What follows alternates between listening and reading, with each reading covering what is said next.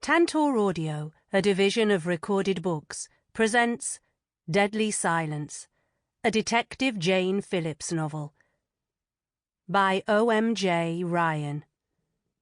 Narrated by Danielle Cohen.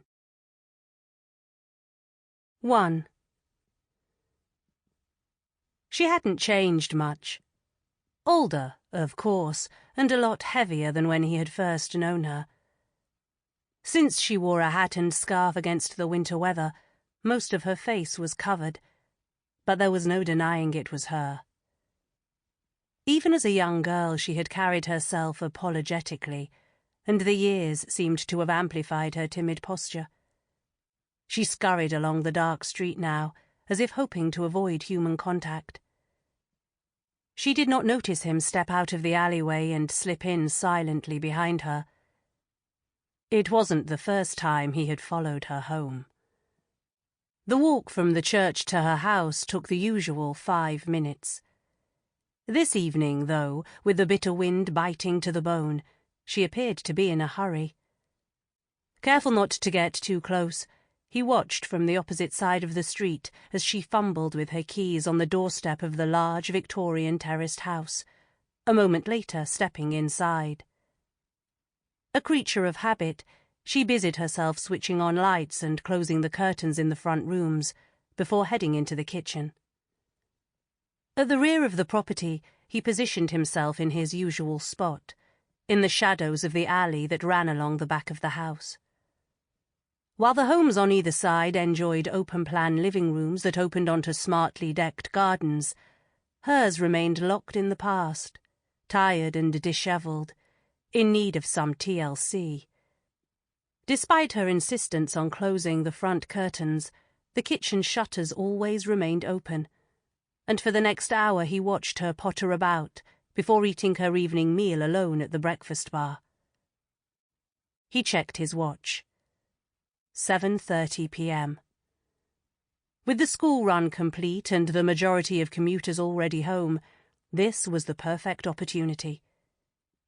Slipping on latex gloves, followed by a pair of leather ones, he returned to the front of the house and checked to see if the street was empty.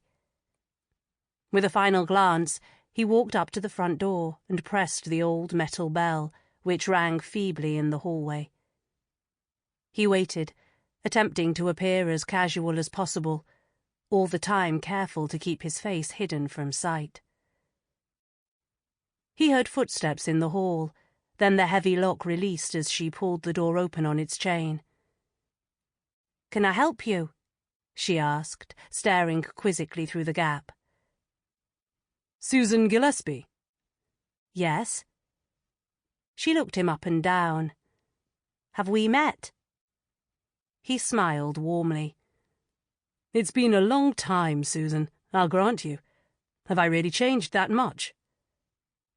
She continued to stare out at him, looking confused.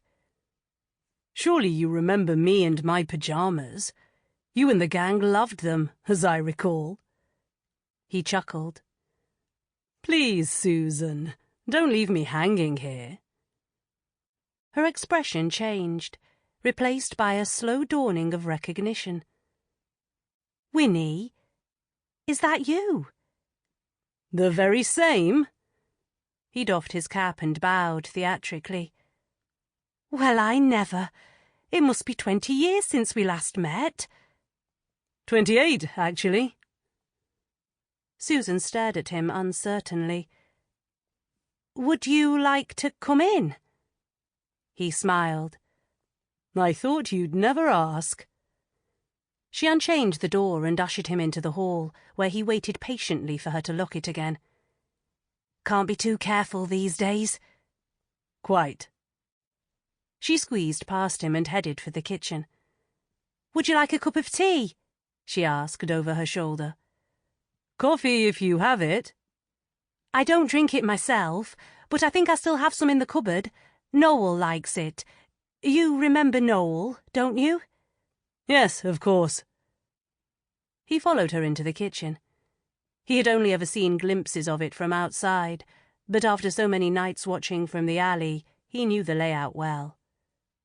Still, The house itself appeared much larger inside than he had expected, almost too big for one person. With her back to him, she continued to chatter, busy in her search of the coffee. "I'm sorry I didn't recognize you, Winnie. You look so different. I don't mean to be rude, but you were a chunky monkey, weren't you? Now you're built like an action hero." She turned to face him, a wide grin on her face. He returned her smile. "Many hours in the gym."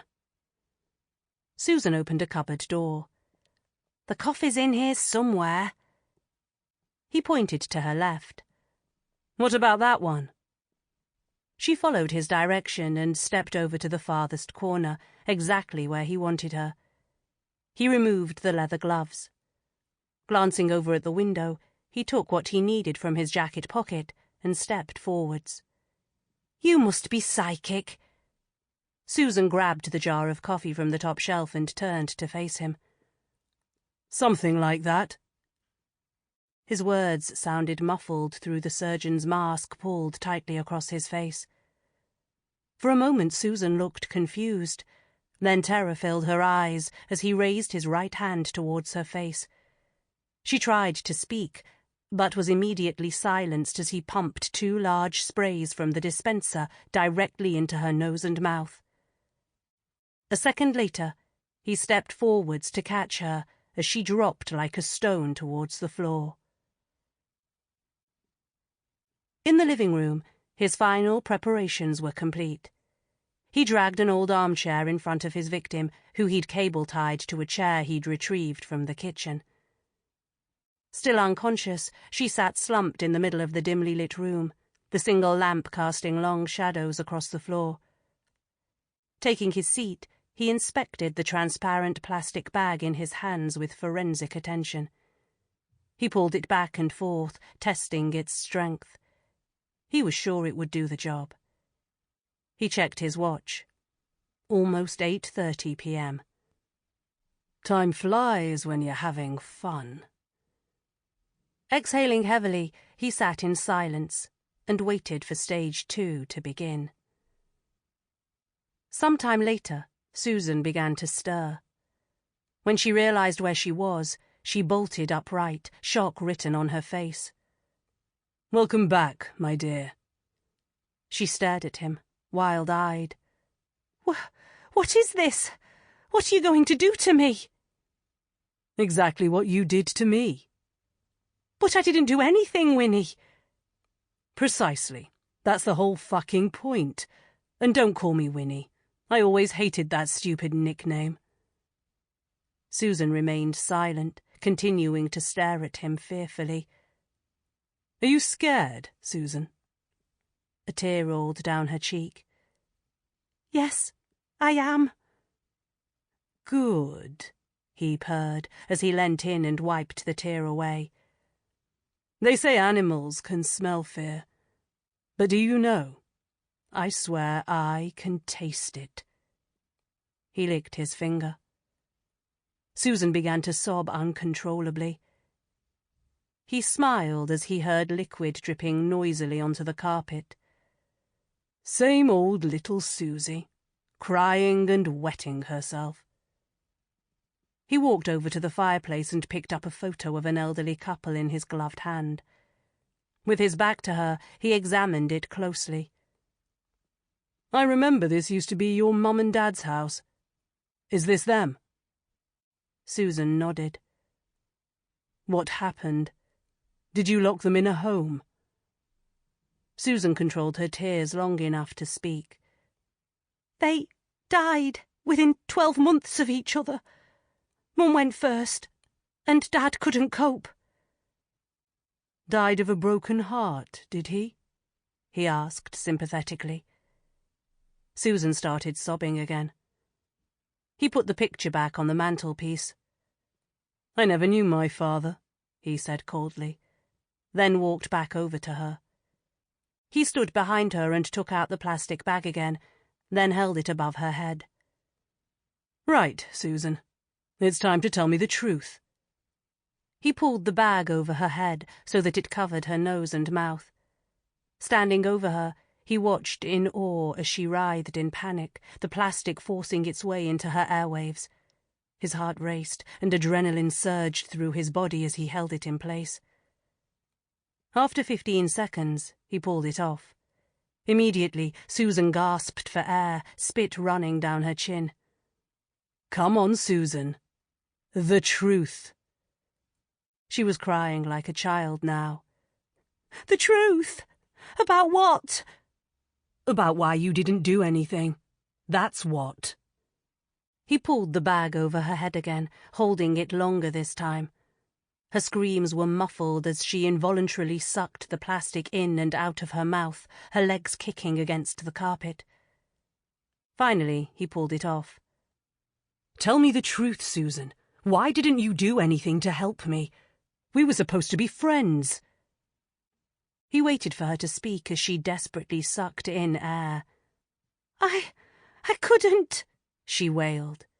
"He told me I'd be next if I told anyone. I was terrified of him." Holding the bag taut, he stood in fury as the words landed. "You were terrified.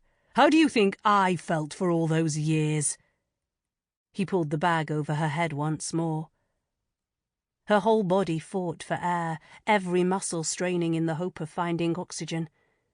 He watched coldly from above, his jaw tightening before ripping the bag away just in time.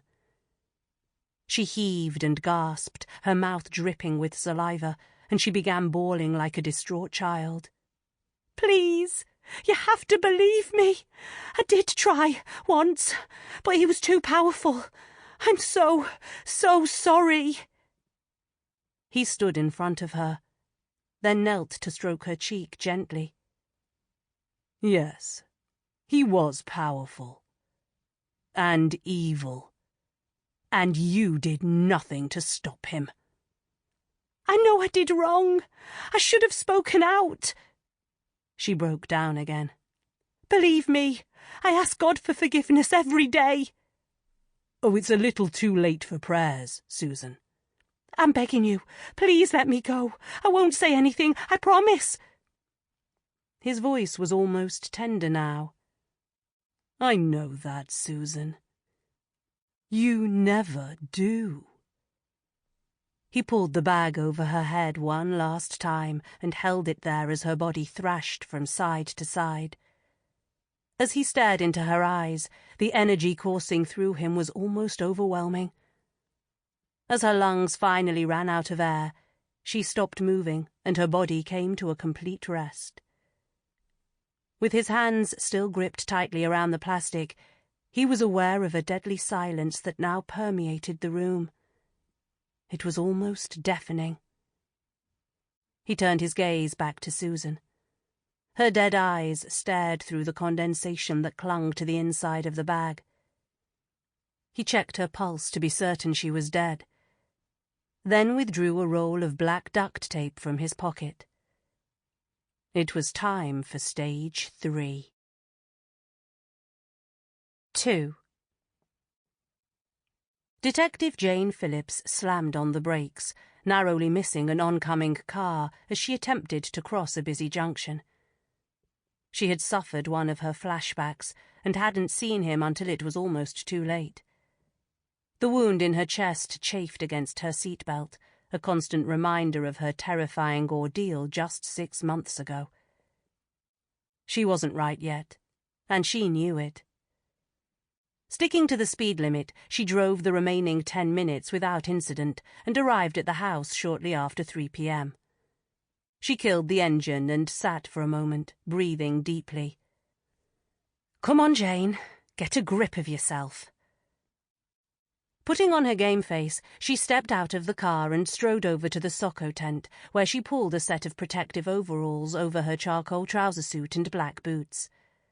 For convenience, as ever, her hair was tied back against her head. She stepped through the front door and walked hurriedly down the hall. Jones and Bovalino had already arrived. She was late again, which would almost certainly cause problems with her new DCI. In the lounge, she was confronted by the body of a woman slumped in a chair. Her face was covered by a plastic bag secured around her neck with a cable tie.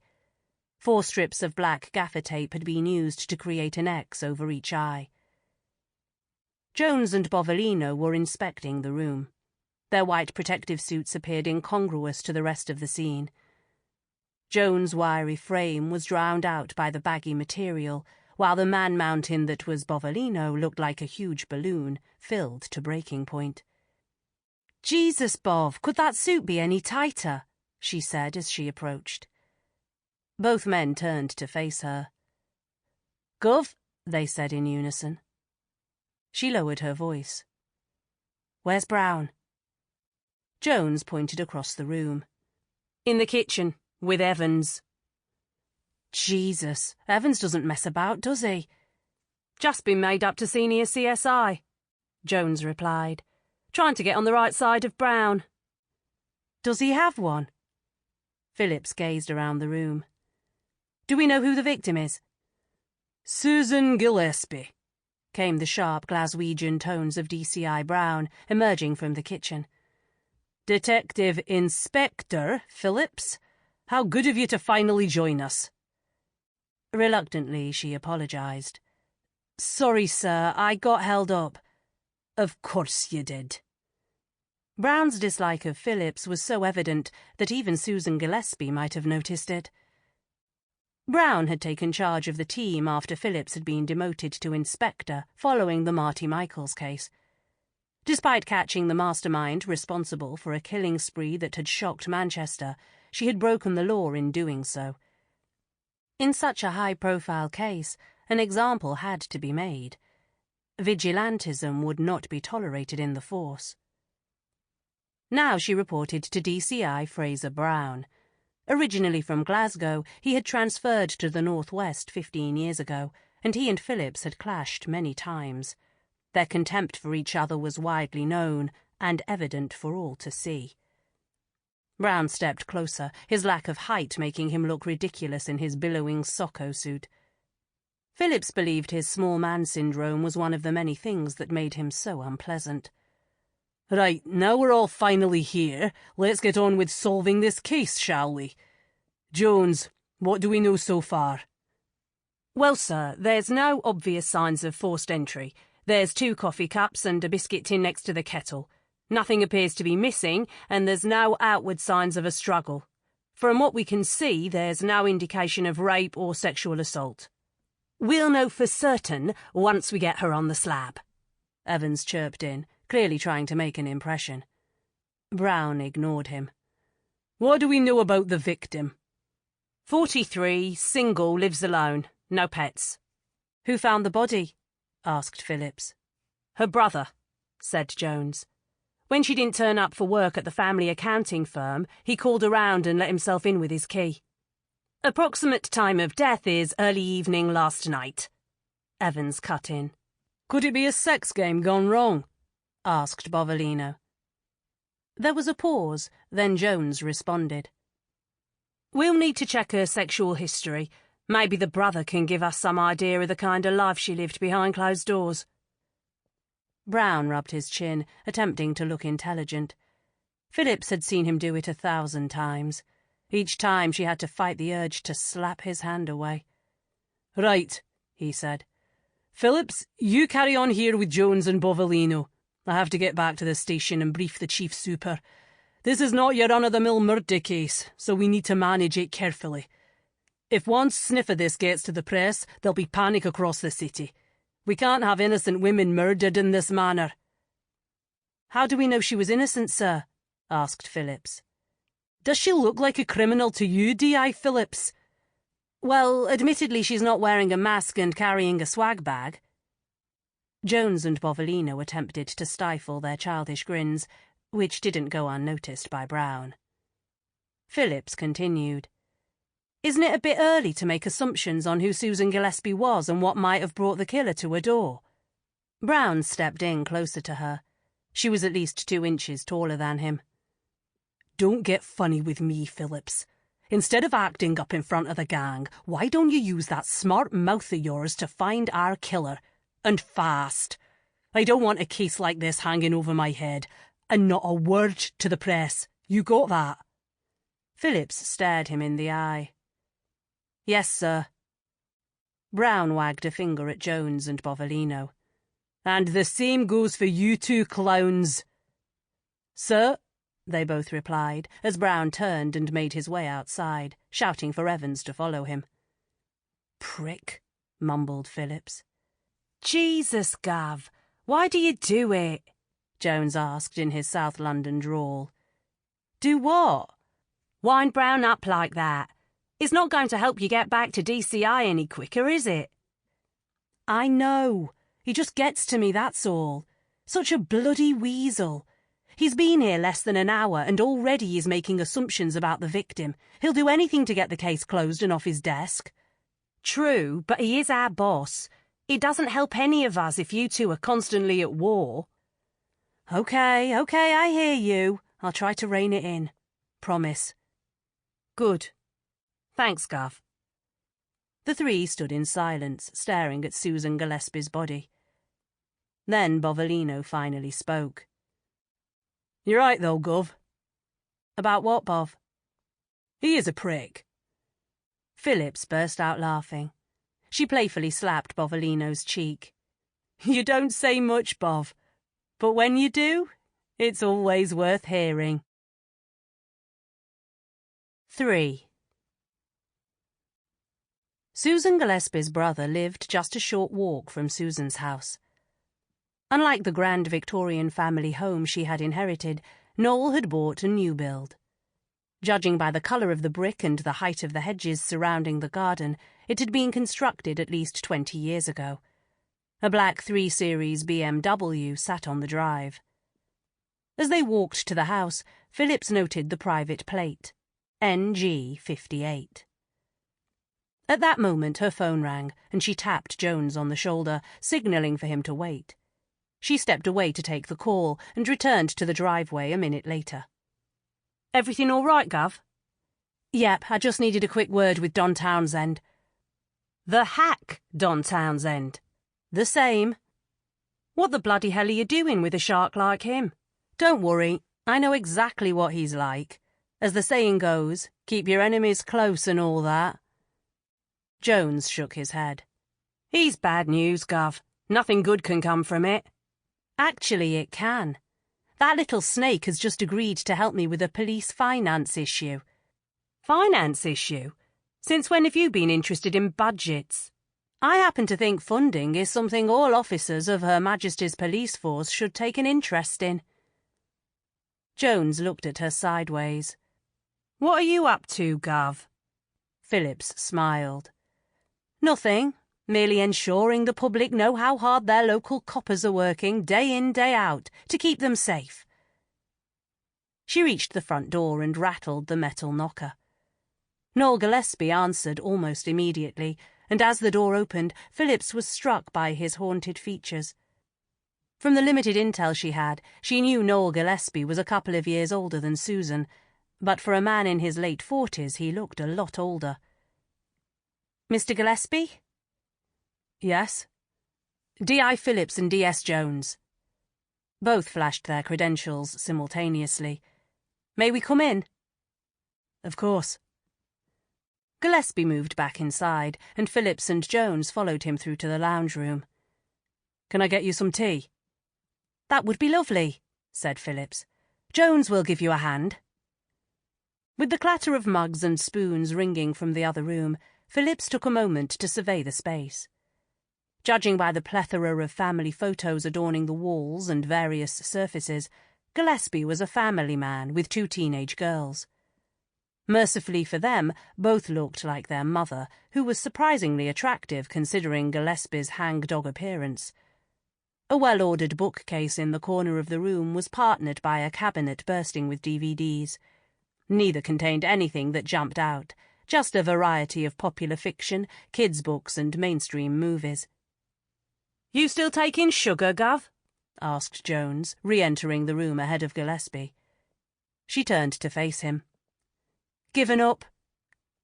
In truth, she had never taken sugar. She and Jones were playing out a routine they'd established long ago for home visits. While he kept the person of interest out of sight, she had a quick look around for anything untoward. The innocuous question warned her of the person of interest's returning.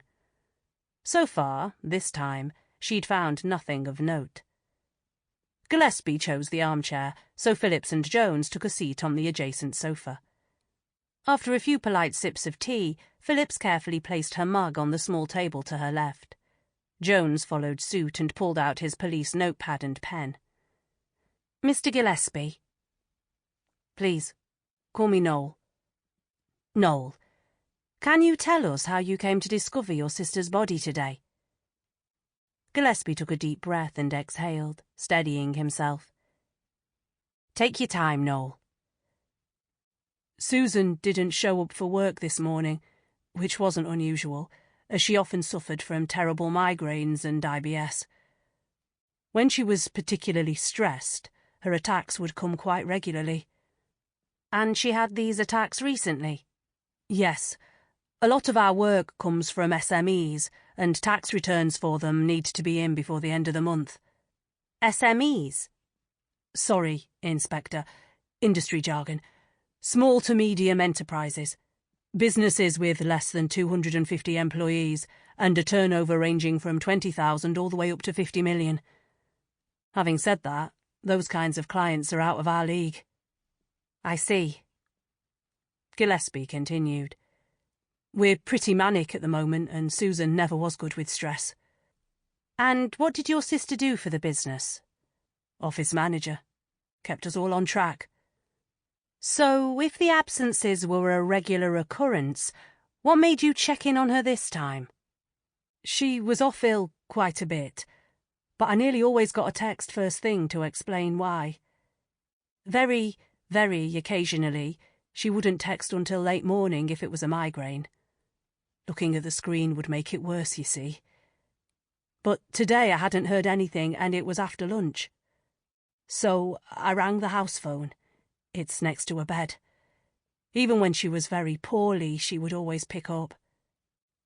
When she didn't, I got worried and went round and—" Gillespie's words tailed off. "We're very sorry for your loss, Noel. We know this can't be easy for you. But if we could just ask a few more questions, we can get out of here and leave you in peace. Is that okay?" Gillespie nodded, lifting the shaking cup to his mouth. "Did your sister have any enemies that you know of?" asked Jones. "Susie? No way. She was such a gentle soul." "And she didn't owe anyone money?" "God, no. She never borrowed a penny in her life and was totally against gambling. Said it was sinful. She wouldn't even do the lottery." "And what about boyfriends?" "She didn't trust men. Not sure why, but she never had any boyfriends that I can remember." Phillips shifted slightly in her seat. "Noel, I'm sorry, but I have to ask. Did she ever pay for sex?" Gillespie looked shocked. "Susie? She was a virgin, Inspector. Devout." Jones looked up from his notepad. "A Catholic?" "Yes. She didn't believe in sex out of wedlock and was virtually married to the church. I used to call her Sister Susie. The amount of time she spent at church, she may as well have been a nun." Phillips changed tack now. "Can you tell us what you know of her movements yesterday?" Gillespie drained his mug and set it down. "She came in early, about 8, because she was organising a cleaning group at the church from 4 p.m. Susie being Susie, she felt guilty about leaving early. But then again, she felt guilty about pretty much everything. 40 years plus of Catholicism can do that to you. I knew how much her work at the church meant to her and had no issue with her taking time out for it. But still, she would insist on coming in early and working through lunch to make up the hours. Yesterday was no different. She managed to clear a desk and left the office around 2. Told me she had a few errands to run, stuff to send at the post office, then the dry cleaners to pick up an order and home to change into her cleaning clothes. As far as I know, she cleaned the church and went home." And you didn't speak to her after she left the office? Gillespie dropped his chin to his chest before shaking. Sample complete. Ready to continue?